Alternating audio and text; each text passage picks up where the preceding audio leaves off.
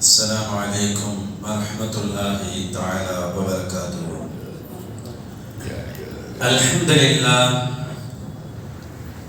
لله رب العالمين، والصلاة والسلام على سيدنا محمد وآله وصحبه أجمعين. قال الله تعالى في القرآن العظيم: أعوذ بالله من الشيطان الرجيم، بفضل بسم الله الرحمن الرحيم. وكذلك جعلناكم أمة وسطا لتكونوا شهداء على الناس ويكون الرسول عليكم شهيدا إلى آخر الآية. صدق الله مولانا العظيم. قال نبينا مولانا محمد صلى الله عليه وسلم: إنما الأعمال بالنيات أو كما قال عليه الصلاة والسلام. புகழ் யாவும் அல்லாஹ் ஒருவனுக்கு, அவனது அன்பும் அருளும் கண்மணி முஹம்மது ரசூலுல்லாஹி ஸல்லல்லாஹு அலைஹி வஸல்லம் அவர்களின் மீதும், அவர்களுடைய வாழ்க்கை நெறிகளை பின்பற்றி வாழ்ந்த சஹாபாக்களின் மீதும், பின்னால் வந்த தாபியீன்கள், தபா தாபியீன்கள், நல்லோர்கள், நாதாக்கள், நம் குடும்பத்தினர்கள் அனைவர்கள் மீதும் நிறைவாக உண்டாட்டுமாக. இந்த உலகத்தில் அல்லாஹ் நாம் வாழும் வரை சுகத்துடனும் நலத்துடனும் அல்லாஹ் வாழச் செய்வானாக. மருந்து மாத்திரைகளுடைய தொடர் நிலையிலிருந்தும், மருத்துவமனையின் படுக்கையிலிருந்தும், தள்ளாத நிலையிலிருந்தும், தடுமாறக்கூடிய நிலையிலிருந்தும், உடல் உறுப்புகள் இயங்காமல் இருக்கக்கூடிய நிலையிலிருந்தும், செயலிழந்து போகக்கூடிய நிலையிலிருந்தும், உடல் உறுப்புகளாம் கெட்டு போகக்கூடிய நிலையிலிருந்தும் அல்லாஹ் நம்மையும் நம் குடும்பத்தார்களையும் முழுமையாக பாதுகாத்துள்ளானார். அவனுக்கு பொருத்தமான வாழ்க்கையை இந்த உலகத்தில் வாழ்ந்து அண்ணல் முஹம்மது ரசூலுல்லாஹி ஸல்லல்லாஹு அலைஹி வஸல்லம் அவர்கள் மீது அன்பு கொண்டு அல்லாஹ்வின் நெருக்கத்தையும் அண்ணல் அவர்களின் ஷஃபாஅத்தையும் பெறுகின்ற தௌஃபீகையும் அல்லாஹ் தந்தருள் புரிவானாக. ஆமீன் ஆமீன்.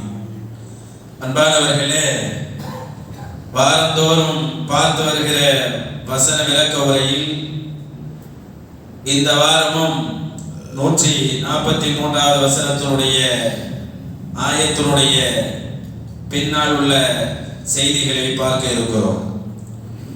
இந்த ஆயத்து 3வது வாரமாக இன்று நாம் பார்க்க இருக்கிறோம். அன்பானவர்களே,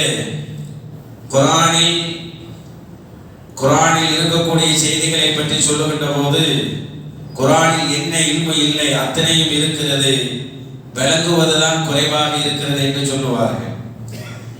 நாம் எந்த அளவு விளங்கி இருக்கிறோமோ அந்த அளவு தான் நமக்கு குர்ஆன்ல இருந்து சொல்ல தெரியும். இவ்வளவுதான் குர்ஆன்ல இருக்குன்ற அர்த்தம் கிடையாது. இன்னும் பெரிய பெரும் உஸ்தாத்மார்கள் வந்து சொன்னாங்கன்னு சொன்னா இன்னும் அதிகமானதை சொல்லுவாங்க. அவர்களை விட இல்மு கூடியவர்கள் சொன்னால் இன்னும் அதிகமாக சொல்லுவார்கள். இப்ப விளக்கம் எடுக்கக்கூடியவர்களுடைய திறன் தான் குறைவாக இருக்கே தவிர குர்ஆனுடைய ஆற்றலும் அதில் இருக்கக்கூடிய செய்திகளும் ஏராளம் என்பதை நாம் முதலில் புரிந்து கொள்ள, இந்த ஆயத்தினுடைய தொடக்கத்திலே அல்லாஹ் சொல்லுகின்ற போது 143வது வசனம், وَكَذَلِكَ جَعَلْنَاكُمْ أُمَّةً وَسَطًا لِتَكُونُوا شُهَدَاءَ عَلَى النَّاسِ என்று அல்லாஹ் சொன்னான். உங்களை இவ்வாறே நடுநிலை உள்ள சமுதாயமாக நாம் ஆகியிருக்கிறோம். அதற்கு ஒரு காரணம், நீங்கள் மக்களுக்கு சாட்சியாளராக ஆக வேண்டும். மக்களுக்கு நீங்கள் எல்லாம் சாட்சியாளராக ஆக வேண்டும் என்று அல்லாஹ் சொன்னான். சாட்சினா என்ன? நேரடியாக பார்த்தா தானே சாட்சி சொல்லலாம். அப்ப நமக்கு முன்னால் உள்ள சமுதாயத்துக்கும் சொல்வதாக இருந்தால் நம்ம அந்த சமுதாயத்தை நேரடியாக பார்த்திருக்கணும். ஆனால் அல்லாஹ் நம்மளை சாட்சியாளராக ஆக்குவான். கல்யாணத்துக்கெல்லாம் சாட்சி வைக்கிறோம் பாருங்க, பிற பார்த்தா சாட்சி வைக்கிறோம் பாருங்க. பிறைய பார்த்தவர் தான் சாட்சி சொல்ல முடியும். பார்க்காததெல்லாம் வந்து நான் பார்த்தேன்லாம் சொல்ல முடியாது. அப்ப பார்க்கணும், அவதான் சொல்ல முடியும். சாட்சிக்கு சில ரூல்ஸ் இருக்கா இல்லையா? நான் ஊர்ல இருந்துக்கிட்டு லைவா சொல்றேன் சாட்சி தான் ஏத்துக்க மாட்டான். கோர்ட்ல நேரடியா வாயா அப்படின்னு சொல்லுவாங்க. எவ்வளவு பெரிய ஆளா இருந்தாலும் சாட்சி நேரடியா போய் தான் ஆகணும். அப்படிதானே சட்டம். நம்ம நாட்டுடைய சட்டமா உலகத்தினுடைய சட்டமா தானே? சாட்சி சொல்லக்கூடியவர் நேரில் வர வேண்டும். இதான் உலகத்தினுடைய நடைமுறை. அல்லாஹ் நாளை மறுமையில் முந்தைய சமுதாயங்களுக்கு நம்மளை சாட்சியாக வைப்பான் என்று சொன்னால் அந்த சமுதாயங்கள் நிற்கின்ற போதெல்லாம் நம்ம நேரடியாக அல்லாஹ் அழைப்பான். நேராக நாம் செல்வோம், சென்றனால் அந்த சாட்சிகளை நாம் சொல்லுவோம் என்பதும் இதிலிருந்து தெரிகிறது. அதே போல யகூன ரசூல் அலைக்கும் ஷஹீதா, அடுத்து அல்லாஹ் சொன்னான் உங்களுக்கு ரசூல் சாட்சியாக வர வேண்டும் என்பதற்கும் என்கிறான். ரசூல் சாட்சியாக வரணும் அப்படிங்கிறதுக்கு என்ன விளக்கம்? ரசூல் நம்மளுக்கு சாட்சியாக வருவான். இதுக்கு ஒரு விளக்கம் எழுதுறாங்க. நம்ம என்ன நன்மை செஞ்சாலும் அதையும் கொண்டு போய் ரசூல்லாட்ட சொல்றதுக்கு ஒரு மலக்கு இருக்கிறான். நம்ம என்ன தப்பு செஞ்சாலும் அதையும் கொண்டு போய் ரசூல்லாட்ட சொல்றதுக்கு ஒரு மலக்கு இருக்கிறான். அல்லாஹ்வுக்கு தெரியுங்க, அது எல்லாரும் நம்பினது. படிச்சவனுக்கு எல்லாமே தெரியும். ஆனா ரசூலுல்லாஹ் சாட்சியா எப்படி வர முடியும்? நம்ம இப்ப இங்க இருக்கிறோம், ரசூலுல்லாஹ் மதீனாவுல அது மண்ணுக்குள்ள இருக்கிறாங்க. இப்ப நம்ம செய்யறதுக்கு எப்படி அவங்க சாட்சியா வர முடியும்? இதுக்கு விளக்கம் தர்றாங்க. நம்ம இங்க இருந்து ஏதோ ஒரு சின்னதா ஒரு தப்பு செய்யறோம்னு வச்சுக்கிறேன், இதை கொண்டு போய் நேரா ரசூலுல்லாஹ் அந்த மலக்கு சொல்லிடுவாங்க. இப்ப நம்ம என்ன நினைக்கிறோம்னா, தப்பு செய்யும் போதெல்லாம் இந்த தப்பு நேரா ரசூலுல்லாஹ்க்கு போகுதுன்னு நினைச்சுக்கிறோம். அப்ப ரசூலுல்லாஹ் அதை தெரிந்து கொண்டு நாளை மறுமையில் வந்து சொன்னால் எப்படி இருக்கும்? அல்லாஹ் பார்த்த வேண்டும். இந்த உணர்வு தான் இருக்கும் நம்மளுக்கு. ஆஹா, தப்பு செய்யறமே அல்லாஹ் பார்க்கிறான் என்று நினைக்கிறோம், ஆனாலும் அலட்சி காட்டுறோம். ஆனால் அதை ரசூலுக்கு எடுத்து சொல்வதற்கு ஒரு மலக்கு வச்சிருக்கான். அதனாலதான் நாளை மறுமையில ரசூல் ஸல்லல்லாஹு அலைஹி வஸல்லம் சாட்சியாக வருவார். அப்படி ஒரு விளக்கமும் இருக்கிறது. அதனால் தவறை நாம் குறைத்துக் கொள்வதற்கு ரெண்டு விதமான நிலைகளை சொல்லி தராங்க. ஒன்னு அல்லாஹ் பார்க்கிறான்னு நினைச்சுக்க, இன்னொன்னு ரசூலுல்லாஹ்வுக்கு இந்த செய்தி போகுதுன்னு நினைச்சுக்க. பாப்பாவுக்கு தெரியாது, அம்மாவுக்கு தெரியாது, ஒரு ரூமுக்குள்ள இருந்து செய்யறது யாருக்குமே தெரியும்.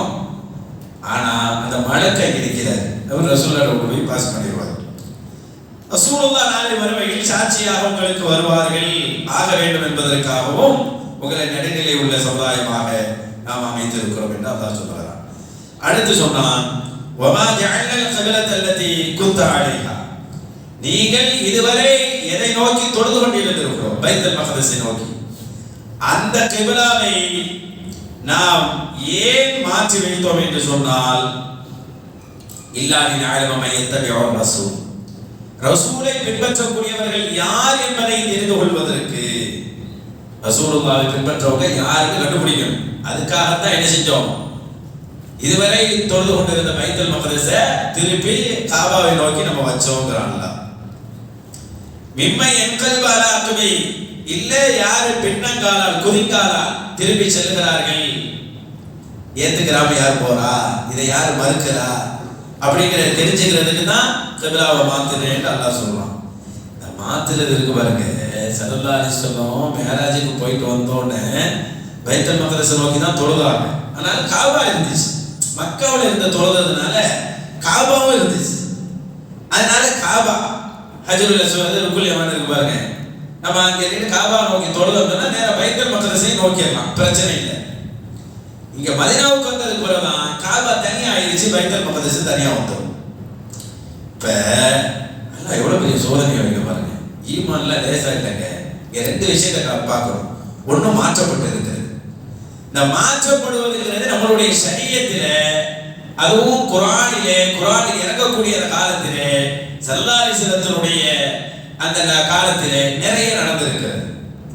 மற்ற ஷரியத்தெல்லாம் சொன்னா சொன்னதுதான், அதான் சட்டம். நம்ம இதுல அப்படி இல்லை. ஆரம்பத்தில் அல்லாஹ் ஒரு சட்டத்தை சொல்லுவான், அப்புறம் அதை மாத்திடுவான். அல்லாஹ் ஏன் மாத்திரானா, அந்த மக்களுடைய நிலைக்கு ஏற்றவாறு மாத்திடுவான் அல்லாஹ் தஆலா. உதாரணமா எடுத்துருவோமே, ஆரம்பத்தில் ஒரு உதாரணத்துக்காக சொல்றேன். ஒரு முஸ்லிமானவர் காஃபிரான பெண்ணை கல்யாணம் பண்ணலாம், குழப்பிடக்கூடாது. ஆரம்பத்தில் சொல்றேன். ஆரம்பத்தில் ஒரு முஸ்லிமான பெண் காஃபிரானவரை கல்யாணம் பண்ணலாம், ஒரு முஸ்லிமான ஆண் காஃபிரான ஆணை கல்யாணம் பண்ணலாம், காஃபிரான பெண்ணை கல்யாணம் பண்ணலாம். இப்படி ஒரு நிலை இருந்துச்சு ஆரம்பத்தில். ஜெய்னப் அம்மா யாரு? ரசூலுல்லாஹ்வுடைய மகளை யாரு கல்யாணம் பண்ணி கொடுத்திருந்தாங்க? அபூ லஹபுடைய பசங்களுக்கு தான் கல்யாணம் பண்ணி கொடுத்திருந்தாங்க. ரசூலுல்லாஹ்வுடைய பிள்ளைங்க இருக்கிறாங்கல்ல, ஜெய்னப் ரலியல்லாஹு ஒருத்தர் கல்யாணம் பண்ணியிருந்தார். உம்மு குல்சூம் ரலியல்லாஹு, ருக்கையா ரலியல்லாஹு தஆலா அன்ஹுமா அபூ லஹபுடைய பிள்ளைங்க தான் கல்யாணம் பண்ணியிருந்தாங்க. அவங்கள என்ன முஸ்லிமா? அப்ப சட்டம் இருந்துச்சு. பின்னாடி அல்லாஹ் சட்டத்தை இறக்கிட்டான். திருமணம் செய்வதாக இருந்தால் ஒரு முஸ்லிமான பெண்ணை தான் திருமணம் செய்ய வேண்டும். ஒரு முஸ்லிமான பெண் ஒரு முஸ்லிமான ஆணை தான் திருமணம் செய்ய வேண்டும். சட்டம் மாறிடுச்சு. ஆரம்பத்தில் இருந்தது வேறு சட்டம், இப்ப வேறு சட்டம். இப்ப என்ன சட்டம்? முஸ்லிமை தான் கல்யாணம் பண்ண முடியும் சட்டம் வந்துருச்சு. அதே போல நம்ம பார்க்கலாம், நோன்பு இருக்குது. நோன்புலாம் நீங்க என்ன செய்யறோம்? நோன்பு இஃப்தார் வரைக்கும் சாப்பிடாம இருக்கிறோம். இஃப்தார் திறந்துட்டு சொன்னா சாப்பிடுறோம். எவ்வளவு நாள் சாப்பிடுவோம், சகல் வரைக்கும் சாப்பிடுவோம். தூங்கிட்டு எந்திரிச்சு கூட சாப்பிடுவோம். தூங்கி எந்திரிச்சு ஒருத்தர் 12 மணிக்கு எந்திரிக்கிறாரு, சாப்பிடலாம். 2 மணிக்கு எந்திரிக்கிறாரு, சாப்பிடலாம். சகல் வரையும் சாப்பிடலாம், பிரச்சனையே இல்லை. மனைவியோடு சேரலாம், கணவன் மனைவிமார்களோடு சேர்ந்துக்கலாம். ஆனா அப்ப ஃபர்ஸ்ட் அப்படி இல்லை. ஃபர்ஸ்ட் என்ன? இஃப்தார் வந்துருச்சு, தூங்காத வரைக்கும் சாப்பிட்டுக்கலாம். தூங்கிட்டா சாப்பிட முடியாது, மனைவியோட சேர முடியாது. பகலையும் சாப்பிட முடியாது, பகலையும் சாப்பிட முடியாது. இஃப்தார் செஞ்சுட்டு தூங்குற வரையும் சாப்பிட்டுக்கலாம். தூங்குற வரையும் மனைவிமார்களோட சேர்ந்துக்கலாம், கணவன்மார்கள். தூங்கிட்டா முடிஞ்சிருச்சு. தூங்கிட்டாங்க முடிஞ்சா சட்டமே முடிஞ்சு போயிடும். இது ஆரம்ப காலத்துல, இப்ப சொல்லலைன்னா குழப்பிட கூடாது. ஆரம்பத்துல இப்படி ஒரு நிலை இருந்துச்சு. இப்ப என்ன ஆயிடுச்சு? நீங்க இஃப்தார் திறந்துட்டீங்களா, சகர் வரைக்கும் நீங்க தூங்குனா என்ன, தூங்காட்டி என்ன, உங்களுக்கு அனுமதி இருக்கு, சாப்பிட்டுருக்க அப்படின்னு அல்ல அனுமதி கொடுத்துருக்கான் இல்லையா? ஒருத்தர் தூங்கி எந்திரிச்சு கூட சாப்பிடலாம். டைம் என்ன? சகர் வரை, சகர் வரை சாப்பிட்டு கொள்ளுங்கள். அப்படியெல்லாம் சட்டங்கள் மாற்றப்பட்டிருக்கு படிப்படியா. இப்ப தொழுகை எடுத்துக்கொள்வோமே, அப்ப தொழுகை தான் அடிக்கடி தொழக்கூடிய ஒண்ணு. ஃபர்ஸ்ட் ஆரம்பத்துல தொழுகையில, ஆரம்ப காலத்துல தொழுகையில சில பேர் பேசுவாங்க. ஆரம்பத்தில் அப்படி ஒரு நிலை இருந்துச்சு. இன்னைக்கு எல்லாம் காப்பாற்றணும், இல்லைன்னா எல்லாரும் ஃபோனோட தான் இருப்போம். என்ன ஆகுறது? எல்லாம் ஃபோனு தான், கையிலேயே ஃபோன் பண்ணிட்டு தான் தொழ வேண்டியது வந்துடும். அப்படி ஒரு நிலை வந்து எல்லாம் காப்பாற்றணும். ஆரம்பத்தில் அப்படி இருந்துச்சு. ஒரு சஹாபி முஆவியத்து பின் ஹிக்கம் ஸலபி ரஹிமஹுல்லாஹ் தஆலா, அவங்க ரசூல் ஸல்லல்லாஹு அலைஹி வஸல்லம் பார்க்க வந்தாங்க. ஆரம்பத்தில் அப்படி தொழுகையில் யாராவது தூங்குனா பதில் சொல்ற பழக்கம் எல்லாம் இருந்துச்சு. இடையில அந்த சட்டம் மாற்றப்பட்டுருச்சு.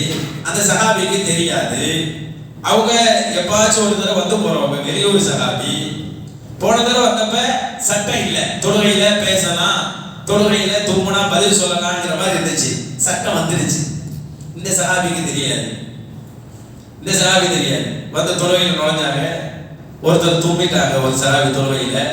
இவங்க உடனே பதில் சொல்லிட்டாங்க, ஏகமக்கல்லான்னு பதில் சொல்லிட்டாங்க. சஹாபாக்கள், மற்ற சஹாபாக்களுக்கு சட்டம் தெரியும், ஏன்னா அங்கேயே இருக்கிறவங்க. தடை வந்துருச்சு, தொழுகையில என்ன சொல்லக்கூடாது, ஏகமக்கல்லான்னு சொல்லக்கூடாது, தடை தெரியும். இந்த சஹாபிக்கு தெரியாது. இவங்க ரொம்ப நாள் கழிச்சு வந்திருக்கிறார். உடனே என்ன செய்யறாங்க? இப்படி சொல்லக்கூடாதுன்னு சொல்லக்கூடாது, இப்படிலாம் பேசக்கூடாதுன்னு பேசினா தொழுக போயிடுமே, இப்ப என்ன செய்யறது? அப்படி பேசக்கூடாது. அதனால என்ன தொடையை தட்டுறாங்க. ஒரு சில சஹாபாக்கள் தொடையை தட்டுறாங்க. அப்போ அந்த சஹாபிக்கு புரியல, ஏன்னா அவங்க புதுசா வந்திருக்கிறாங்க, ரொம்ப நாள் கழிச்சு வந்திருக்கிறாங்க. அதுக்கப்புறம் தொழுவ முடிச்சுதான் ரசூல் ஸல்லல்லாஹு அலைஹி வஸல்லம் கேட்கிறாங்க, யார் இப்படி தூங்குனதுக்கு பதில் சொல்றது? அப்படி நான் தான் நாயகம், அவங்க தெளிவா சொல்றாங்க, ஏன்னா அவங்களுக்கு தெரியாது. அப்பதான் ரசூல் ஸல்லல்லாஹு அலைஹி வஸல்லம் இப்படி ஒரு சட்டம் வந்துருச்சுங்கிற செய்தியை அந்த சஹாபிக்கு கற்றுக் கொடுக்குறாங்க. தொழுகையில இப்படி பதில் பேசக்கூடாது. அதுக்கு இன்னும் சொல்லணும்டா, ஆரம்ப காலத்துல எப்படின்னா, தொழுகைக்கு ஒருத்தர் வராங்க, 3 ரக்காயத் நடந்துகிட்டு இருக்கு, இல்ல 4 ரக்காயத் நடக்குது, இன்ஷான்னு வச்சுக்கிறோம். 4 ரக்காயத் நடக்குதுன்னா வர்ற சஹாபி, லேட்டா வர சஹாபிக்கு மஸ்பூக்கும். லேட்டா வராங்கன்னா அவங்க பேர் மஸ்பூக்.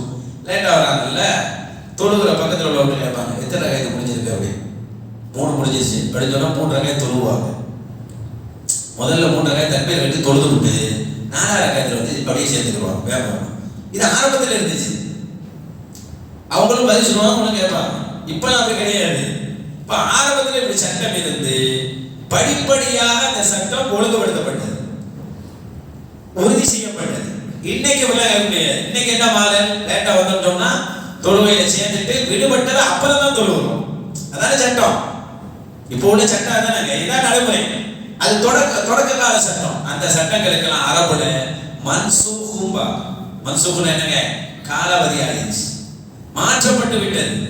அது இன்னைக்கு நடைமுறையில கிடையாது. ஏதே ரசூலுல்லாஹ் கடைசியாக நடைமுறைப்படுத்தினார்களோ அதுதான் சட்டம், அதுதான் சட்டம். முன்னாடி உள்ளது சட்டம். இப்படி நான் மாற்றுங்கிறது இஸ்லாமிய சரியத்துல இதற்கு செஞ்சிருக்கு. அதே மாதிரி தான் பைத்துல் மக்தஸ்ல தொழுதுகிட்டு இருந்த தோழர்களை ஸல்லல்லாஹு அலைஹி வஸல்லம் அல்லாஹ்வின் உத்தரவுக்கிணங்க காபாவை நோக்கி தொழுவுங்கன்னு சொன்னாங்க. அப்ப பைத்துல் மக்தஸை நோக்கி தொழுத அந்த தொழுகையினுடைய அந்த சட்டம் மன்சூஹ் ஆயிடுச்சு. இனி யாரும் தொழக்கூடாது, பைத்துல் மக்தஸை நோக்கி தொழக்கூடாது. அன்னைக்கு ரசூலுல்லாஹ் செஞ்சாங்க, இன்னைக்கு ஒருத்தர் ஃபாலோ பண்ண முடியுமா? முடியாது. ரசூலுல்லாஹ் மக்காவுல வச்சு பைத்துல் மக்தஸ் தான் தொழுவாங்க, நானும் தொழுவ போறேன், ரசூலுல்லாஹ் பின்பற்றது சுன்னத்து அப்படிலாம் சொல்ல முடியாது. அப்ப ரசூலுல்லாஹ் முன்னாடி ஒண்ணு செஞ்சிருந்தா அதே கடைசி காலம் வரை செஞ்சிருந்தா ஃபாலோ பண்ணலாம். அது ரசூலுல்லாஹ் மாத்திட்டாங்கன்னு சொன்னா இந்த உம்மத்தும் மாத்திக்கிறோம், அப்பதான் கூடும், அப்பதான் அது நிறைவேறும். இப்ப இன்னைக்கு ஒருவர் பைத்துல் மக்தஸை நோக்கி தொழ முடியாது, ஏன்னா அது மாற்றப்பட்டு விட்டது. இன்னைக்கு காபாவை நோக்கி தான் தொழ வேண்டும், இதுதான் சட்டம். இங்க இன்னொரு விஷயம் என்னன்னா, அல்லாஹ் எவ்வளவு பெரிய சவால் வைக்கிறான் பாருங்க. அதாவது அல்லாஹ் சொல்லிட்டான், வகூமுல் இல்லாஹி கானிதீன், நீங்க தொழுகையில நிலையாக நின்று தொழுவுங்க, இந்த மாதிரி தொழுகையில எல்லாம் பேசாதீங்க அப்படின்னு சொல்லிட்டான்.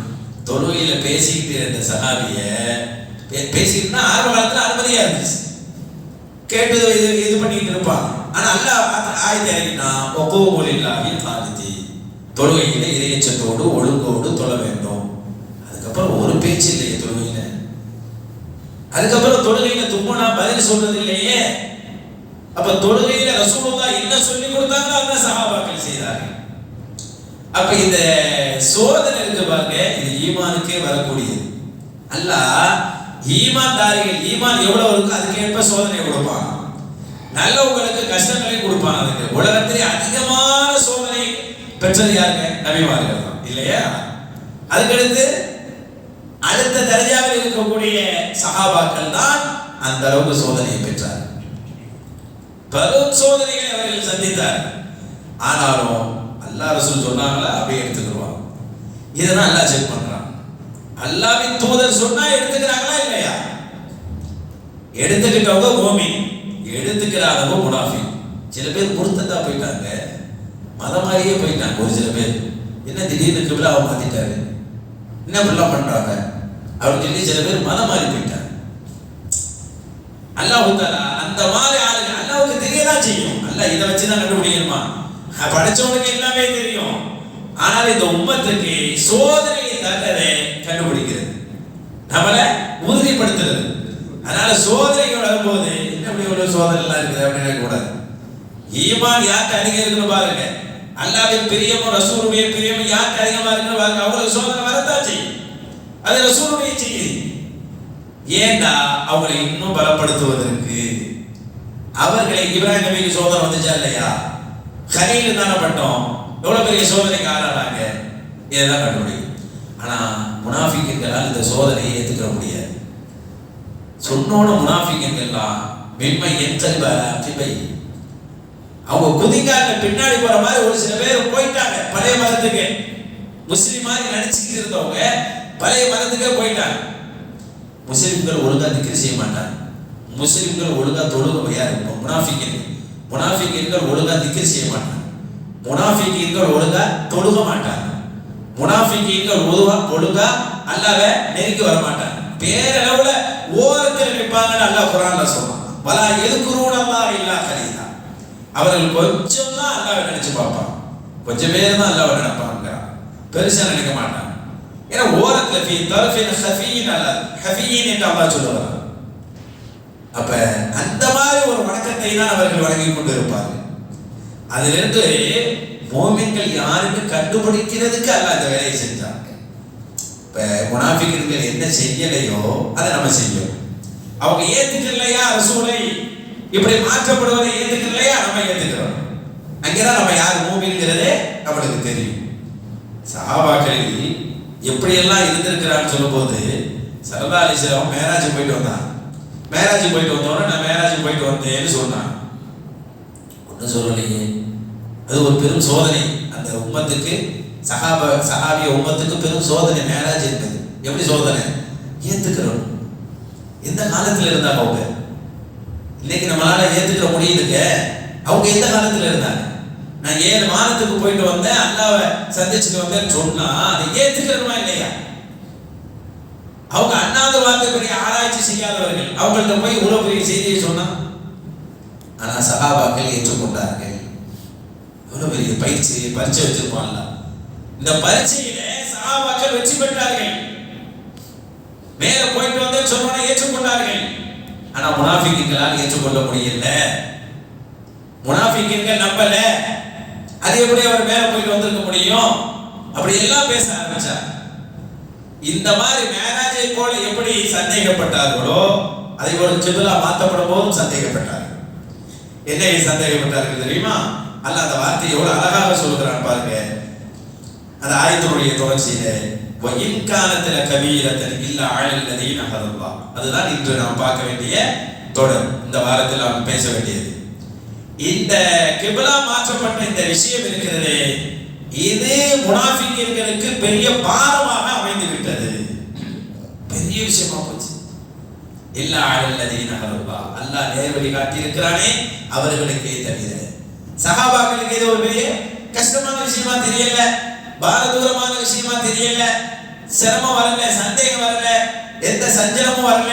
ரசூலுல்லாஹ் சொன்னோன்னு திரும்பிக்கிட்டாங்க. அவ்வளவுதான்.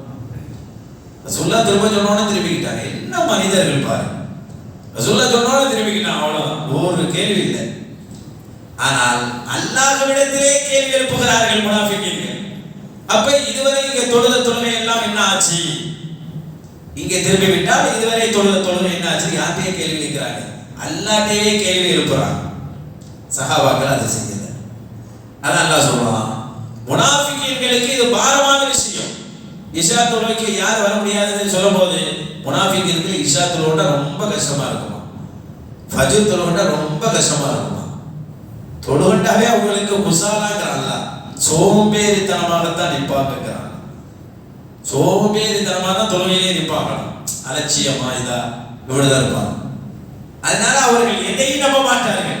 எல்லாவர்களும் கஷ்டமா தான் இருக்கு. ஏதாவது ஒண்ணு சொன்னா சமீனா வாசகினாப்பா, சமீனா வாசகினாப்பா. ஒரு ஆயத்தோடு வந்துச்சு. ரசூல் ஸல்லல்லாஹு அலைஹி வஸல்லம் தோழர்கள் எல்லாம் வந்து கேட்டாங்க, என்ன ஆயத்து தெரியுங்களா? அல்லாஹ் சொன்னா, நீங்க செய்யக்கூடிய அமல்கள், நல்ல அமல்களும் செய்யறீர்கள், தீய அமலும் செய்யறீர்கள்.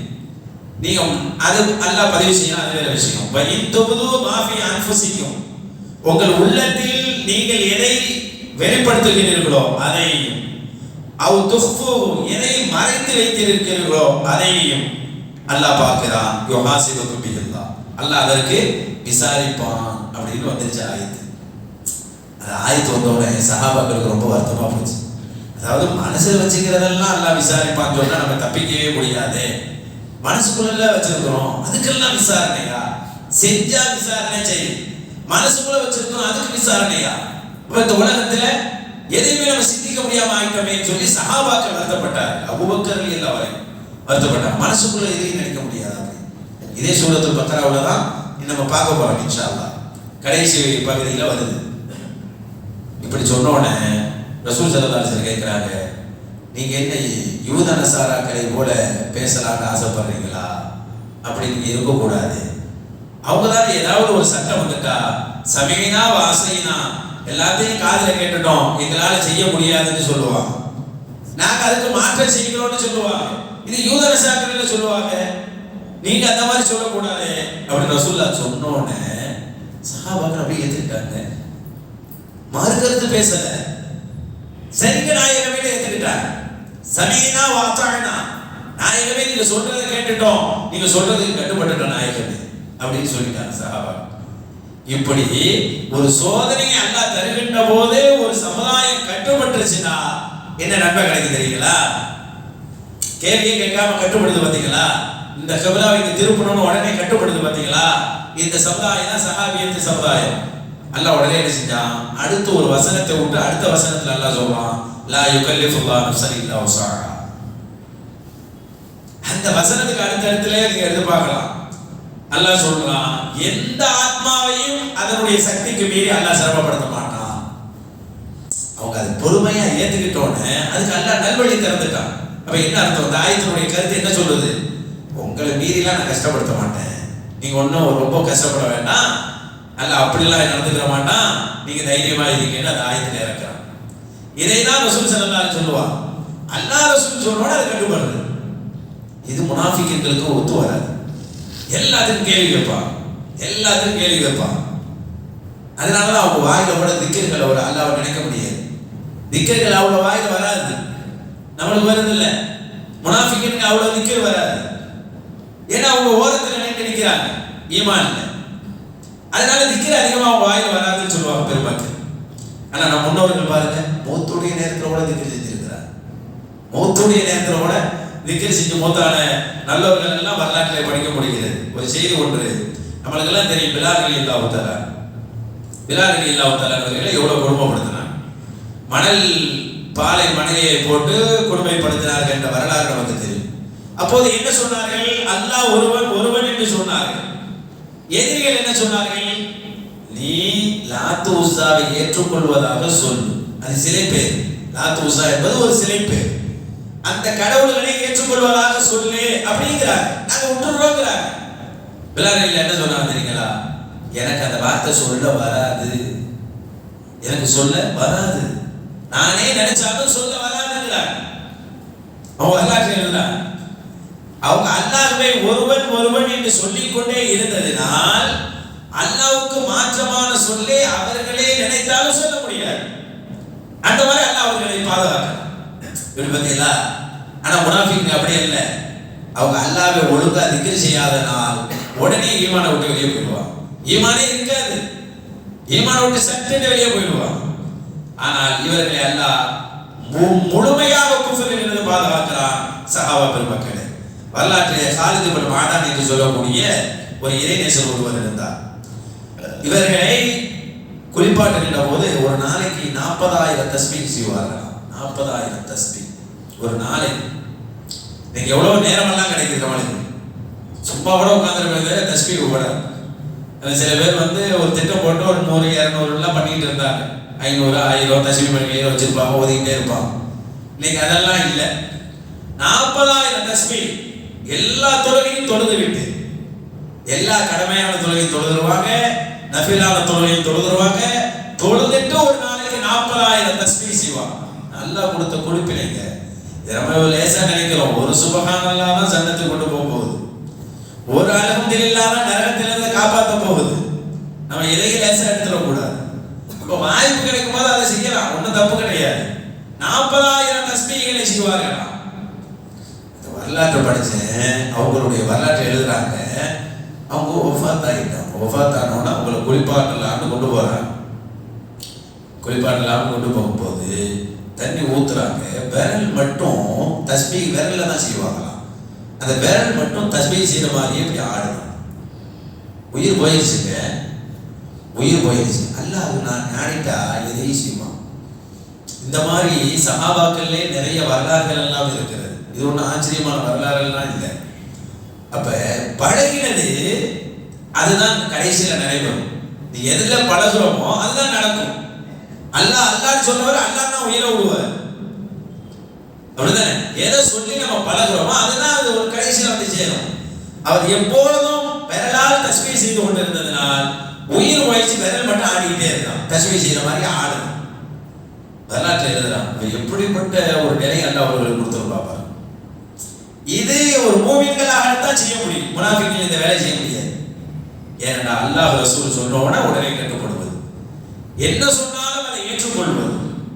அல்லாஹ் ஒன்று சொல்லுகிறான், அது சரிதான், எனக்கு ஏற்றுக்கொள்றது மட்டும்தான் வேலை, அடிப்படைங்கிறது மட்டும்தான் வேலைன்னு நினைக்கிறாங்களே, அவங்களுக்கு இந்த வேலை.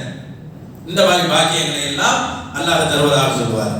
உமர் இப்னு கத்தாப் ரலியல்லாஹு அடிக்கடி சொல்லக்கூடிய ஒரு விஷயம், மக்கள் எல்லாம் பெரும்பாலும் மனிதர்கள் அவங்கள பத்தியே பேசிக்கிறாங்க. ஒரு 2 பேர் சேர்ந்தா நீ எப்படி பாருக்கிறா, என்ன போயிட்டு இருக்கு, தொழில் என்ன செய்ய, அவன் என்ன இவன் என்ன, அப்படிதான் பேசிக்கிறாங்க.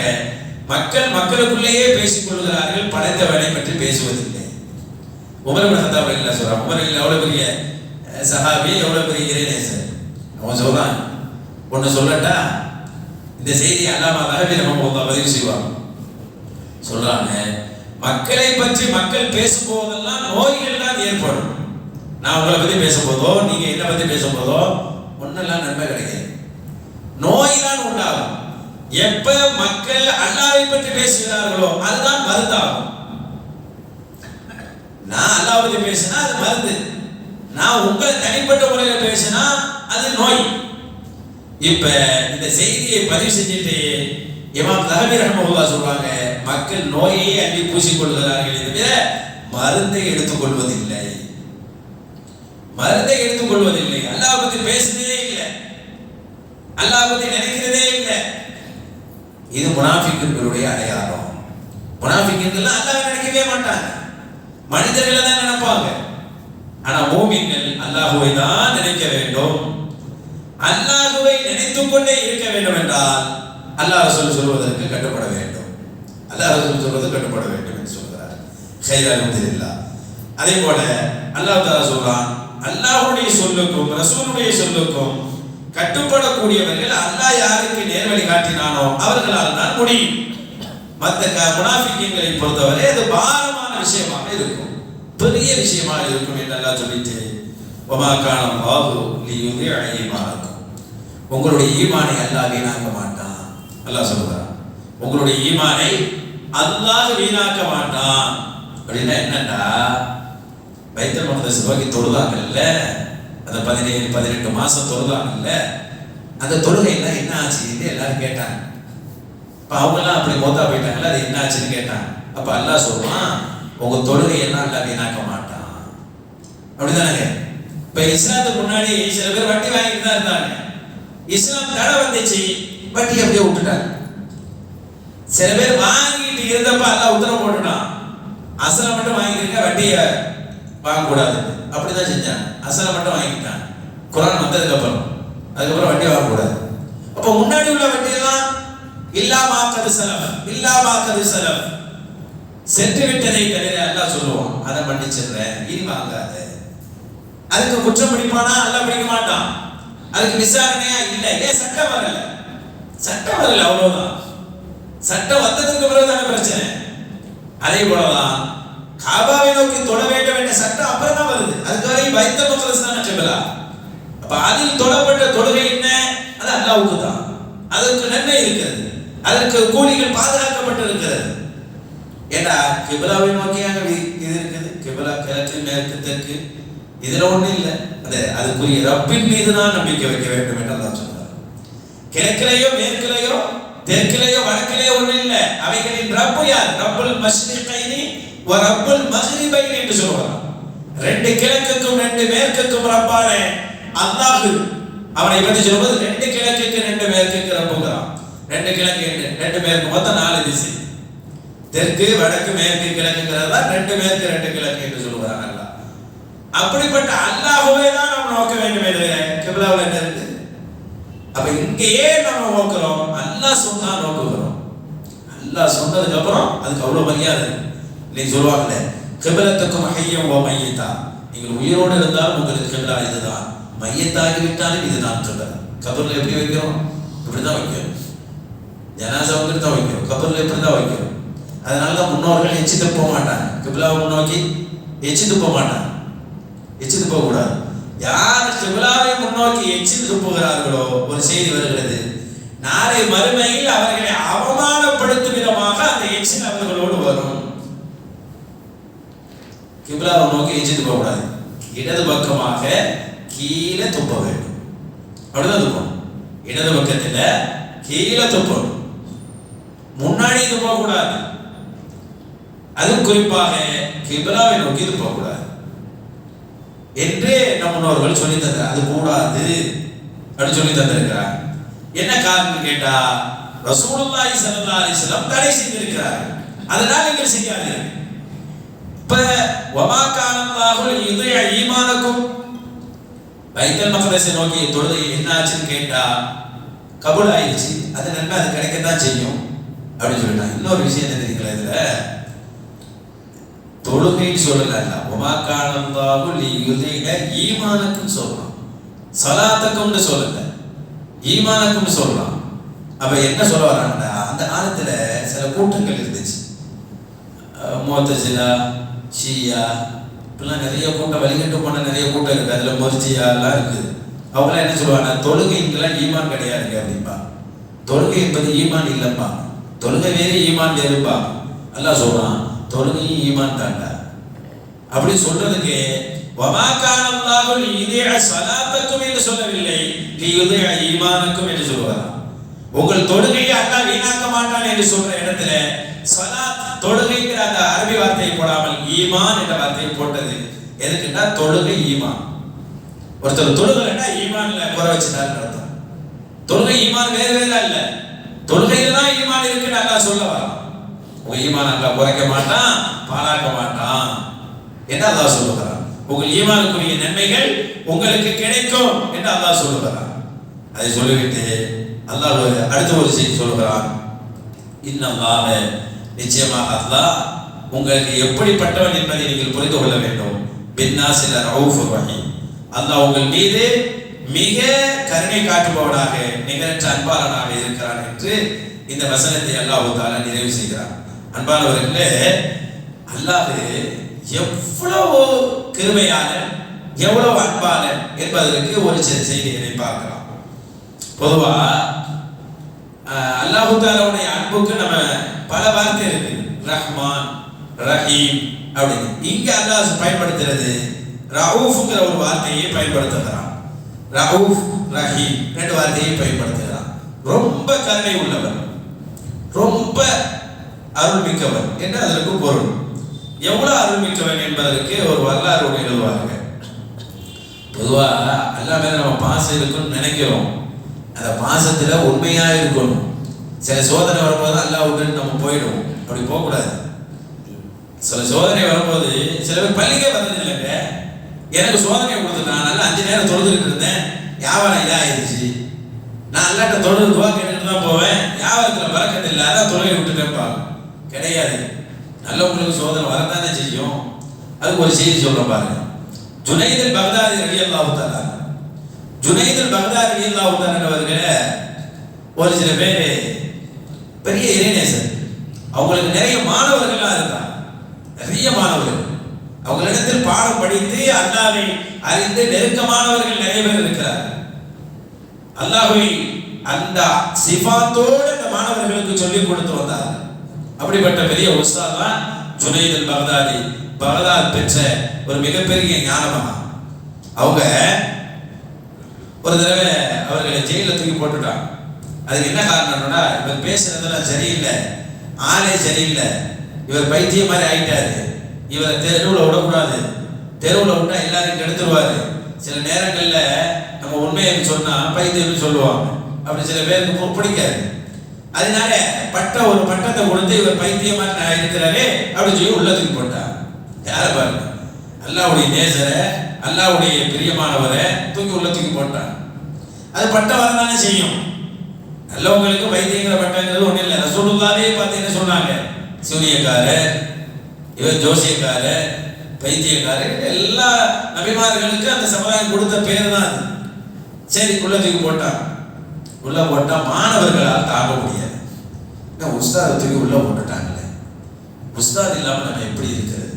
அவங்கள்ட்ட போனா டெய்லி ஏதாவது ஞான கருத்துக்கள் சொல்லுவார்கள், சில விஷயங்களை கற்றுக்கொள்ளலாம். எப்படி தூக்கி உள்ள உஸ்தாதை போட்டாங்க?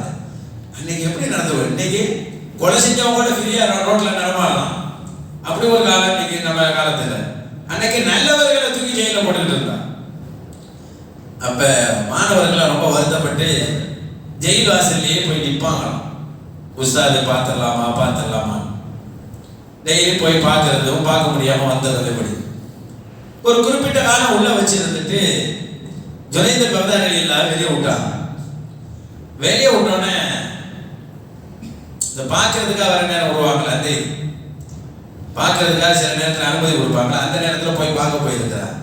வெளியே விடுறாங்கன்னா மொத்தமா வெளியே விடுங்க, பார்க்கறதுக்காக உங்களை பார்க்க வந்திருக்கிறாங்க அப்படின்னு. யார் அப்படின்னு, யாரோ வந்திருக்கிறாங்க. போனோடனே பார்த்தா எல்லாம் மாணவர்கள். உடனே என்ன செய்ய, உள்ள இருக்கிற கல்லை எடுத்து மாணவர்கள் மீது வீச ஆரம்பிச்சிட்டாங்க. எல்லா கல்லையும் தூக்கி மாணவர்கள் அடிக்க ஆரம்பிச்சிட்டாங்க. இவங்க பல நாள் காத்துக்கிட்டு இருக்கிறாங்க, உஸ்தாதோட ஏதாவது விஷயம் கிடைக்கும், 4 விஷயம் படிச்சுக்கலாம்னு காத்துக்கிட்டு இருந்தா கல்லை தூக்கி அடிக்கிறாங்க. இப்போ என்ன தோணும், கவர்மெண்ட் சொல்ல சரிதான், உஸ்தாதுக்கு என்னதான் வந்துருச்சு, ஆள் ஒரு மாலை தானே ஆகிட்டாங்க, இல்லை கல்லை தூக்கி அடிக்க மாட்டாங்களே அப்படின்னு. கல்லை தூக்கி அடிக்க ஆரம்பிச்சோன்னா மாணவர்கள் தெரிச்சு ஓடுறாங்க. ஓடிட்டு அங்கே போய் பேசிக்கிட்டாங்களாம், சொன்னது மாதிரியே உஸ்தாதுக்கு இப்படி ஆகிடுச்சோ, கல்லை தூக்கி அடிக்கிறாங்களே அப்படின்னு. அப்போ கூப்பிட்டாங்களாம். அவங்க பேசிக்க போய் எல்லாரும் வாங்க அப்படின்னு எல்லாரும் ஓடி வந்தாங்களாம். பயந்துக்கிட்டே திரும்ப அடிச்சுருவாங்களோ பயந்து வந்து ஓடி வந்து, எதுக்கு ஓடினீங்க? கல்லை தூக்கி அடிச்சிங்களேங்க, அதான் ஓடணும் அப்படின்னு. கல்லை தூக்கி அடிச்சோன்னு ஓடுறீங்கல்ல, கல்லை தூக்கி அடிச்சோன்னு ஓடுறீங்க, எதுக்கு பார்க்க வேண்டியது? உங்க மேல பிரியத்தில் பார்க்க வந்தோம் அப்படின்னு. அப்போ பொய் தானே, என் மேல பிரியம் இருக்கிறது பொய் தானே. நான் கல் அடிச்சோன்னு ஓடுறீங்க, பிரியம் இருந்தா கல்லால் அடிச்சால் நிக்கணுமா இல்லையா? அப்ப என் மேல வச்சிருக்கிற பிரியம் உங்களுக்கு போலித்தனமானது. உண்மையான பிரியம் இருந்தால் அடி விழுந்தாலும் அங்க நின்று என்னை சந்தித்திருப்பீர்கள் என்று சொல்லிட்டு ஒரு செய்தியை சொல்றாங்க. அல்லாஹ் சில பேருக்கு இப்படிதான் கற்களை வீசி ஒருவரை காயப்படுத்துவதை போல் கூட சோதனையை தருவான். சோதனையை தருகின்ற போது அவன் அல்லாஹ் விட்டு ஓடிவிட்டால் அவனுக்கு ஒண்ணு கிடைக்காது, அவனுக்கு ஒண்ணு கிடைக்காது. அடிக்கின்ற போதுதான் நிற்க வேண்டும். என்ன பிரியம் இருக்கா இல்லையா?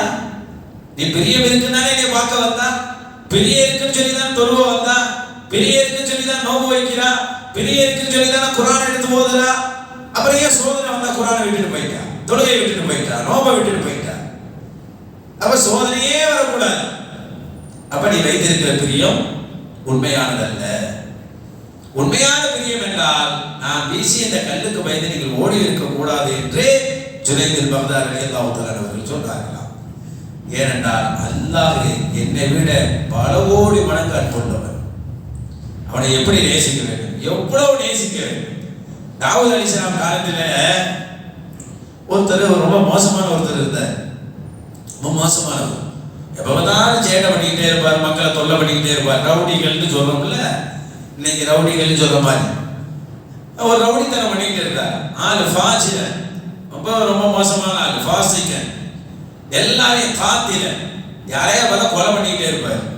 யாரா பம்பு இருப்பாரு, ஏதாவது ஒன்றா போட்டுருவார். இந்த ரவுடிகளுக்கு அப்படி ஒரு பழக்கம் இருக்கு, அது ஒரு பெருமையாக எடுத்துக்கிடுவார். அப்ப ஆளு ஃபாஜிரன், ஃபாசிகன், காத்திலன், இதான் அவருடைய பேரு. பேருன்னா அந்த அளவு பட்ட பேர் அவருக்கு வந்துருச்சு.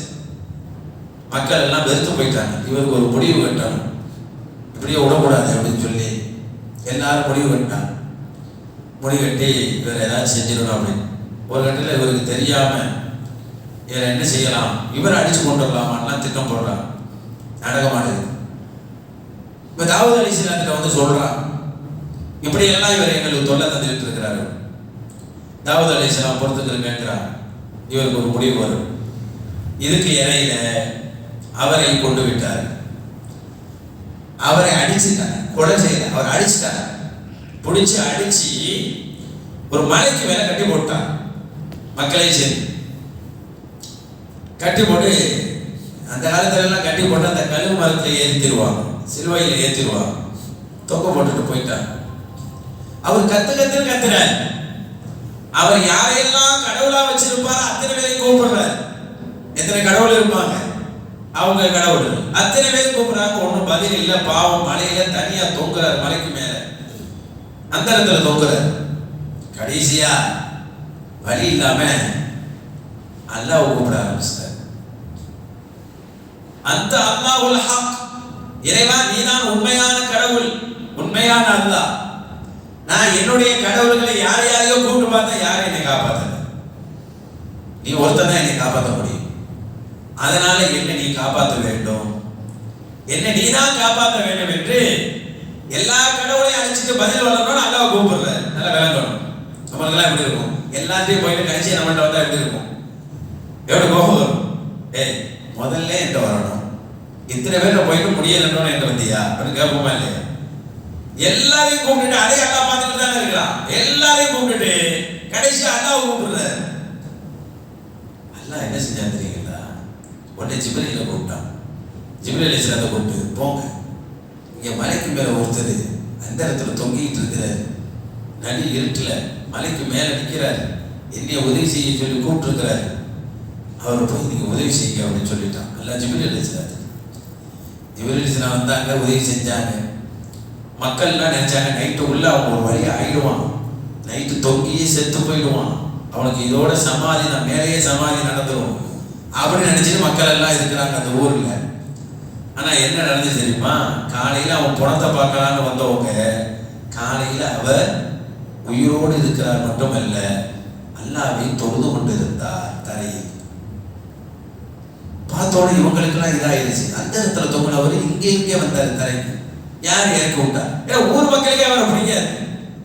அவரை நேசிக்கிற யாரோ ஒருத்தர் வந்தா ஹெல்ப் பண்ணலாம், யாருமே இல்லை. மக்கள் யாரும் உதவ மாட்டாங்க. இப்ப யாரு உதவி இருப்பா? விடை தெரியல. அந்த காலத்துல ஏதாவது குழப்பமா இருந்தா நபிமார்கள்ட்ட தான் வருவாங்க.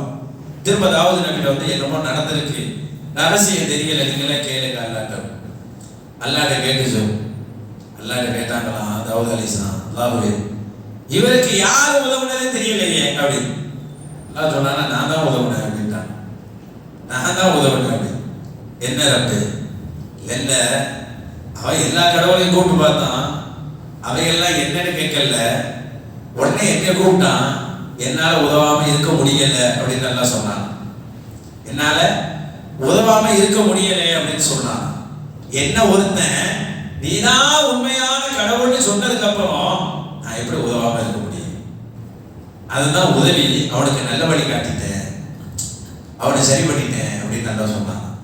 பாருங்க, எப்போதும் அந்த குணத்துல இருந்து ரவுடி பணம் எவ்வளவு பாவம் செஞ்சிருப்பான், எவ்வளவு கொலை பண்ணியிருப்பான், எவ்வளவு குற்றம் செஞ்சிருப்பான். அப்படிப்பட்ட ஒருத்தன் மீது உண்மையாக அல்லாஹ்வை கூப்பிடுகின்ற போது உண்மை அவன் எப்படி கூப்பிட்டுருப்பான்? அந்த இடத்துல இருக்கும்போது எப்படி கூப்பிட்டுருப்பான்? என்ன நிலையில கூப்பிட்டுருப்பாரு? அப்படிப்பட்ட அவருக்கு அல்லாஹ் உதவும் போது நம்மளுக்கு ஏன் உதவ மாட்டான்? நம்மளுக்கு ஏன் உதவி செய்ய மாட்டான்? அல்லாஹ் எவ்வளவு கிருபையாளன், ரவுஃப். அவன் மிக கிருபையாளன், மிக கிருபையாளன். தாவூத் அலைஹிஸ்ஸலாம் ஒரு அம்மா ஓடி வந்துச்சான். வேகமா ஓடி வந்து, என்ன நபியே அப்படின்னுச்சான். என்னம்மா, அல்லாஹ் நீதமானவனா அநியாயக்காரனா அப்படின்னு. ஏமா இப்படி பேசுற? அல்லாஹ் நீதமானவன் தாம்மா. இல்ல இல்ல, எனக்கு ஒரு விடை தெரிஞ்சாகணும். என்னம்மா சொல்லுமா? நாங்க ஏழையா இருக்கிறோம், ரொம்ப ஏழைகள் நாங்கெல்லாம். நான் ஒரு விதவை, இன்னும் சொல்ல போனா நான் ஒரு அருமிலா, ஆனா அருமிலத்துள் நான் ஒரு விதவை. எனக்கு சில பிள்ளைகள்லாம் இருக்கிறாங்க. அந்த பிள்ளைகளுக்கு நான் தான் சம்பாதிச்சு ஏதாவது வாங்கி கொடுக்கணும். நான் என்ன வேலை செய்யறேன் தெரியுமா? நூல்களை கோர்த்து அதில் துணி மாதிரி சில டிசைன் செஞ்சு சிவப்பு கலர்ல அதை மார்க்கெட்ல கொண்டு போய் விற்பேன். இன்னைக்கு மேட்டெல்லாம் விற்கிறப்ப சின்ன சின்ன கரிச்சி டவல் மாதிரி. அதுல வர வருமானம் எங்களுக்கு அன்றைய நாளுடைய சாப்பாட்டுக்கு தான் சரியா இருக்கும். டெய்லி நாங்க செஞ்சாகணும். இதை இன்னைக்கும் இரவெல்லாம் செஞ்சு காலையில எடுத்து போலான்னு போகும்போது அதை ஒரு பறவை தூக்கிக்கிட்டு போயிடுச்சு. எனக்கு ஒண்ணு இல்லை கையில, சாப்பாட்டுக்கு வழி இல்லை. நேத்து நடந்தது நபிட்ட சொல்றாங்க, நேத்து இப்படி நடந்துச்சு, சாப்பாட்டுக்கு வழி இல்லை. ஒரு நாளாக நாங்கள் பசியில் கிடக்கிறோம். இப்ப சொல்லுங்க, அல்லாஹ் நாடாமலா அந்த பறவை வந்திருக்கும்? எங்க நிலை அல்லாஹ்வுக்கு தெரியாமலா இருந்திருக்கும்? அன்றாட காட்சியாக இருப்பது அல்லாஹ்வுக்கு தெரியும். இதை வித்துதான் நாங்கள் திங்க வேண்டும் என்று அல்லாஹ்வுக்கு தெரியும். இப்படிப்பட்ட ஏன் கையில உள்ளதை ஏன் பிடுங்கி செல்ல வேண்டும்? எத்தனை பேர் கையில என்னென்னமோ இருக்குல்ல, ஏன் கையில உள்ள பிடுங்கி சொல்வதற்கு அல்லாஹ்வின் உத்தரவு இல்லாமல் அந்த பறவைகள் வந்திருக்காது. அல்லாஹ் சொல்றான், இன்னல்லாஹ் வத்தய சாஃபாத் யக்பதமா யும்சிகுன இல்ல ரஹ்மான். ரஹ்மான் தான் அதை பிடித்து வைத்திருக்கிறான். அல்லாஹ் தான் அந்த பறவைகளை கட்டுப்படுத்தி வைத்திருக்கிறான் என்று சொல்லும்போது அது அல்லாஹ்வுடைய அனுமதி இல்லாமலையா வந்திருக்கும்? அப்ப அந்த பறவைகள் எப்படி என் கையில உள்ளதை எடுத்துச்சு? அப்ப நாங்கள் எங்க குடும்பம் என்ன ஆகுவது? எதை சாப்பிடுவது? நீதமானவனாக இருந்தால் என் கையில இருக்காமல் வைத்திருக்க வேண்டும். என் கையில உள்ளதை தூக்கிட்டு போயிருக்கேன்னு சொன்னப்ப அந்த அம்மா வேகமா அல்லாஹ் பத்தி இப்படி பேசிட்டு இருப்ப வாசல்ல சில பேர் வந்து நின்றாங்களாம். தாவூத் அலைஹிஸ்ஸலாம் பொறுத்தவரையும் அவங்க நபியாவும் இருந்தாங்க, அரசராகவும் இருந்தாங்க. அதுக்கப்புறம் அவங்க மகனார் சுலைமான் அலைஹிஸ்ஸலாம் பேரரசராக வந்தாங்க. தாவூத் அலைஹிஸ்ஸலாம் அவங்க வாசல்ல வெளியே சில பேர் வியாபாரிகள் வந்து நிற்கிறாங்க. உள்ள அனுமதி கேட்டு நிற்கிறாங்க. அனுமதி கொடுத்தாங்க. வியாபாரிகள்லாம் உள்ள வந்தாங்க.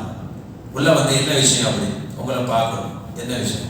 உங்கள் கடல் வழியாக நாங்கள் வந்து கொண்டு வந்தோம். சரி, எங்கள் கடலில் நாங்கள் ஒரு படகுல கப்பல்ல போயிட்டு இருந்தோம்.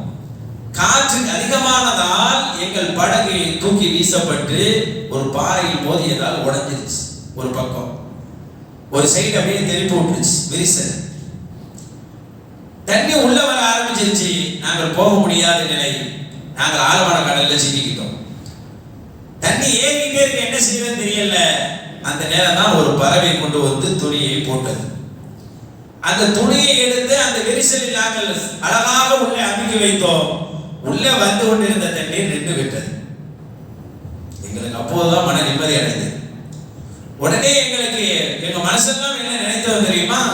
இது யாருடைய கடல் பகுதி என்று யோசித்தோம். இது நபி தாவூத் அலைஹிஸ்ஸலாம் அவருடைய அரசனுடைய கட்டுப்பாட்டில் இருக்கக்கூடிய கடல் பகுதி. அதனால் அவருக்கு போய் ஏதாவது ஒரு காணிக்கை கொடுத்து விட்டு நாம் சென்றால் தான் நம்ம பயணம் சரியாக இருக்கும் என்று நாங்கள் வந்து நிற்கிறோம் என்று சொல்லி ஒவ்வொருவருடைய கையிலும் 100 பொற்காசு வைத்திருக்கிறார். 100 பொற்காசு வைத்திருந்தார். இந்த அம்மாவும் கூட தான் நிற்குது. அப்ப தாவூத் அலைஹிஸ்ஸலாம் சொன்னார்களாம், உங்க படகுல வந்து துணியை போட்டுச்சு பார்த்தீங்களா, அந்த துணி இந்த அம்மாவுடைய கையிலிருந்து எடுத்து போன துணி தான். இந்த அம்மா கையிலிருந்து தான் அந்த பறவை எடுத்து போய் அந்த படகுல போட்டிருக்கு. அந்த படகுடைய ஓட்டையை அடிக்கிறதா இருந்தா அல்லாஹ் எப்படி வேணாலும் அடைத்திருக்கலாம். எப்படி வேணாலும் அடிக்கலாமா இல்லையா? எப்படி வேணாலும் சிந்தனைகளை கொடுக்கலாமா இல்லையா? ஆனால் அந்த சிந்தனையை கொடுக்கல. அவர்கள் மற்றவற்றையெல்லாம் சிந்திப்பதற்கு முன்னால் இந்த அம்மாவுடைய கையில வேகமாக ஒரு பறவையை வர வைத்து எடுக்க வைத்து அதை கொண்டு போய் அந்த படகுகளை போட வைக்கிறார் என்று சொன்னால் அல்லாஹ்வுடைய திட்டம் வேற மாதிரியான திட்டம். அவர்களை காப்பாற்றுவது மட்டும் திட்டம் அல்ல, இந்த அபலை குடும்பமான இந்த விதவையின் குடும்பத்தை காப்பாற்றுவதுதான் அல்லாஹ்வின் திட்டம். அன்றாடம் வேலை செய்து அன்றாட ஊதியத்தை காசை வாங்கி கொண்டு சாப்பிடக்கூடிய இந்த அம்மா கஷ்டப்படுகிறார்கள் என்று நினைத்து இந்த அம்மாவை உயர்த்துவதற்கு அல்லாஹ் ஒரு வேலையை செய்தான். அதன் வேலையின் பிரதிபலம் தான் அம்மா இப்ப நீங்க பார்க்க போறீங்கன்னு சொல்லி கொண்டு வந்த அந்த பொற்காசுகளை இந்த அம்மா கையில கொடுங்க என்று சொன்னார். அப்படியே வந்தவர்கள் எல்லாம் நபி தாவூத் அலைஹிஸ்ஸலாத்துக்கு முன்னாடி அந்த அம்மா கையில கொடுக்குறாங்க. ஏன்னா அந்த அம்மாவுடைய ஆடுதான் அங்கே போயிருக்கு. எப்படி இருக்கும்? ஏதோ சின்ன நாணயங்களை எடுத்து போய் சாப்பிட்டு வந்தவர்களுக்கு 100 பொற்காசுகள் ஒவ்வொருவரும் கொடுக்கின்ற போது எப்படி இருக்கும்? அவர் வாழ்க்கையில் பெரிய இடத்தை அடைந்ததாக அவர் நினைத்தார். அப்போது சொன்னார், உண்மையிலே அல்லாஹ் நீதமானவன் தான், அன்புள்ளவன் தான், இரக்கம் உள்ளவன் தான் என்று எத்தனை வார்த்தைகளை கொண்டு அல்லாஹ்வை புகழ முடியுமோ அந்த பெண்மணி புகழ்ந்ததாக தாவூத் அலைஹிஸ்ஸலாத்தினுடைய வரலாற்றை பார்க்க முடியும். அல்லாஹ் அவ்வளோ இரக்கமானவன், ரொம்ப பாசமானவன். எப்படிப்பட்ட ஏழைகளுக்கும் சரி கைவிடப்பட்டவர்களுக்கும் சரி அல்லாஹ் மிக அருளாளனாகத்தான் இருந்திருக்கிறான் என்பதை நாம் வரலாற்றிலே பல இடங்களில் பார்க்க முடிகிறது. அதை தான் சொல்வார்கள், இன்னல்லாஹ லரஊஃபுன், அவன் நிகரற்ற அருளாளனாக இருந்து கொண்டிருக்கிறான் என்பதை நீங்கள் மறந்து விடாதீர்கள். அல்லாஹ்வுடைய இடத்திலே உங்களுடைய தேவைகளை நீங்கள் கேளுங்கள், அல்லாஹ் உங்களுக்கு தராமல் இருக்க மாட்டான். எந்த அளவுக்கு தெரியுங்களா? நினைப்போம் இந்த துணியாவில் ஏதாவது ஒரு கேட்போம், கிடைக்கலன்னு சொல்லி வருத்தப்பட்டு போவோம். ஆனா அது அல்லாஹ் மறுமையில எப்படி பாதுகாத்து வச்சிருப்பான் பாரு. எவ்வளோலாம் மனிதர்களுக்கு பாதுகாத்து வச்சிருப்பான். நம்ம அதான் நிராசையாகாதீன்னு சொல்லுவாங்க. அல்லாஹ்விடத்திலிருந்து அவருடைய அருளை கொண்டு நீங்கள் நிராசையாகி விடாதீர்கள். நமக்கெல்லாம் கிடைக்க நமக்கு எங்க தரப்போறோம்? 40 வருஷமா கேட்கிறோம், 30 வருஷமா கேட்கிறோம். யாரு சொன்னது? யாரு சொன்னது? எத்தனையோ பெரிய கொடுங்கோளர்களை எல்லாம் அல்லாஹ் தஆலா விட்டு வைத்தவன் நமக்கு அருள் செய்யாமல் இருக்க மாட்டான் என்பதற்கு ஒரு செய்தி.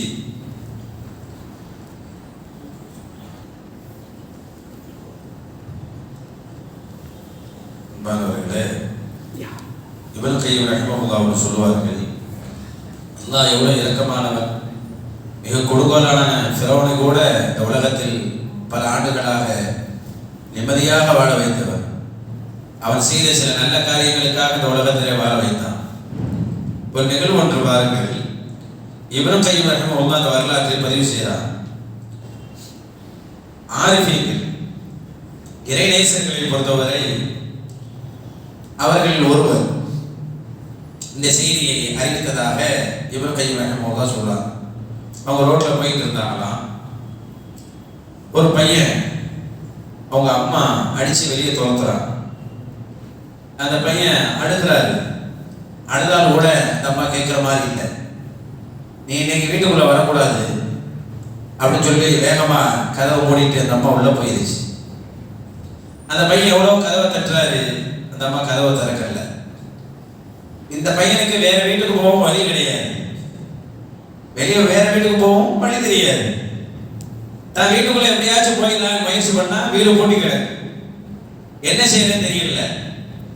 கதவு ஓரமாகவே இந்த பையன் நிற்கிறாரு, கதவு இடுக்குல பாக்குறாரு, தட்டி பாக்குறாரு, அம்மா வந்துருவாங்களான்னு பாக்குறாரு, ஒன்றும் நடக்கல. கதவு மேலேயே சாஞ்சிக்கிட்டாரு பையன். சாஞ்சி எப்பாச்சும் அம்மா வந்துருவாங்களா, திறந்துட மாட்டாங்களா அப்படின்னு அழுகிறாரு. அப்ப கடைசியாக அம்மா வந்த பாடு இல்லை, பையன் இருட்டாயிருச்சு, அந்த கதவு கரையிலேயே அப்படியே தூங்கிட்டாங்க. தூங்கினதுக்கு அப்புறம் அந்த தாய் இருட்டுல கதவு திறக்கிறார். பையன் வாசல்ல படுத்து கிடக்கிறான், கண்ணத்துல கை வச்சு படுத்து கிடக்கிறான். அதை பார்த்தோன்னு துடிச்சு போயிருந்தான். என்னதான் இருந்தாலும் நம்ம அப்படி அடிச்சு கூட கஷ்டப்படுத்திட்டாங்க. பையனை எழுப்பிட்டு அழுகிறா, தாய் எழுதா. வெளியில நிக்கிற வரையும் புள்ள அழுதுச்சு, இப்ப எழுப்பிட்டு தாய் எழுதா. அழுது சொல்றா, மவனே என் சொல்ல பேச்சு கேட்கறேன்ட்டு, நீ எதுக்கு கேட்காம இருக்கிற? கேட்டுருந்தா உன்னை அப்படி வாசல்ல போட்டுருப்பானா? நீ இப்படி இருக்கிறது எனக்கு எவ்வளவு கஷ்டமா இருக்கு பாத்தியா, எவ்வளவு சிரமமா இருக்கு பாத்தியா, அம்மா இந்த நிலைக்கு உன்னை ஆளாக்கிட்டேன்னு எனக்கு வருத்தமா இருக்கப்பா அப்படின்னு சொல்லி தாய் இந்த பையனை கட்டி பிடிச்சாலுதான். இந்த செய்தியை பதிவு செய்யக்கூடிய இவற்றை ரஹ்மத்துல்லா, இது ஒரு இறைநேசர் தன் வாழ்நாளில் நடந்த ஒரு நிகழ்வை சொல்லுகிறார். இறை சாதாரண ஒரு தாயே தன் வாசலில் படுத்து கிடந்த தன் மகனை பார்த்து இவ்வளவு ஏங்குகிறார், பதறுகிறார், அழுகிறார் என்று சொன்னால் படைத்தவன் அல்லாஹ் நம்மளை சொர்க்கத்துக்கு போக விடாமல் விட்டுவிட்டு அவன் எப்படி இருப்பான்? ஒரு மோமினான் அவன் நரகத்தில் இருக்கும் போது அவன் எவ்வளவு சிரமப்படுவான்? ஒரு மோமினை மன்னிக்காமல் இருப்பதை அல்லாஹ் எப்படி விரும்பாமல் இருப்பான்? அதனால் அல்லாஹ் நம்ம மீது ரொம்ப, இந்த தாய் உள்ள புள்ள மேல பாசம் இருக்கும், அதை விட பன்மடங்கு பாசம் உள்ளவன் அல்லாஹ். என்னதான் நம்ம தவறு செஞ்சிட்டாலும் மன்னிக்கிறவன் தான் அல்லாஹ். ஆனா அவனுக்கு ஒரு ஆசை இருக்கு, நம்ம தப்பு செய்யக்கூடாது, நம்ம தப்பு செய்யக்கூடாதுன்னு அவனுக்கு ஒரு ஆசை. தாய் சொல்றாங்க, ஏமா அப்படி பண்ணா அப்படின்னு. தப்பு செய்யக்கூடாத ஆசை, தப்பு செஞ்சாலும் அவன் தான் நம்மளை மன்னிக்கணும். அப்படி மன்னிக்கிறவன் தான் ரவுஃப் என்பவன். ரவுஃப்னா அவன் தான், வேற யாரும் நம்மளை மன்னிச்ச முடியும்? அதை சொல்லுகிறார்கள் இறைநேசர் அல்லாஹ் இப்னு கையிம் ரஹ்மத்துல்லாஹ். ஒரு செய்தி சொல்லி நிறைவுக்கு வருகிறேன். உமர் இப்னு கத்தாப் ரலியல்லாஹு தஆலா அவர்கள் சொல்லுவாங்க, ஒரு அம்மாட்ட போய், ஒரு கிழவிட்ட போய், அம்மா நான் ஏதாவது குறை செஞ்சிருக்கிறேனா அப்படின்னு. ஆமாம்மா, நீங்க செஞ்ச குறை கொஞ்சமா நெஞ்சமா, நான் மறுமையில் அல்லாட்ட போய் சொல்ல போறேன் அப்படின்னு. ஏமா நீ அல்லாட்ட சொல்லாம இருக்க, நான் என்னமா செய்யறேன்னு கேட்டாங்களா அந்த வயசான அம்மாட்ட. அது நீண்ட நிகழ்வு, நான் சுருக்கமாக சொல்லுகிறேன். அந்த அம்மா சொல்லிச்சா, எனக்கு நான் கேட்கிற பணத்தை நீங்க எனக்கு தரணும், நான் கேட்கிற உதவியை நீங்க தரணும், அப்பதான் நான் அல்லாட்ட சொல்ல மாட்டேன். உமர் எல்லாம் ஜனாதிபதி, சரிம்மா எனக்கு சொல்லிட்டாங்க, கொடுத்துட்டாங்க, எல்லாத்தையும் தந்தாச்சு, நீ அல்லாட்ட என்னை பத்தி கம்ப்ளைண்ட் பண்ண மாட்டேன்? இல்ல பண்ண மாட்டேன். எப்படி நம்புறது? நான் பண்ண மாட்டேன். அப்ப எழுதி கொடு அப்படின்ட்டா. எழுதி கொடு, அல்லாட்ட சொல்ல மாட்டேன், எழுதி கொடு.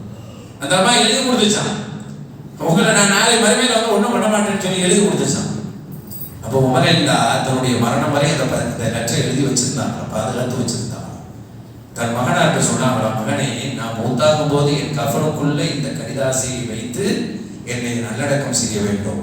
உமர் எந்த ஒரு கிழவியாக இருந்தாலும், எந்த முதியவராக இருந்தாலும் யாருக்கும் அநியாயம் செய்யவில்லை, எல்லோரிடத்திலும் நல்ல பேர் தான் எடுத்தார்.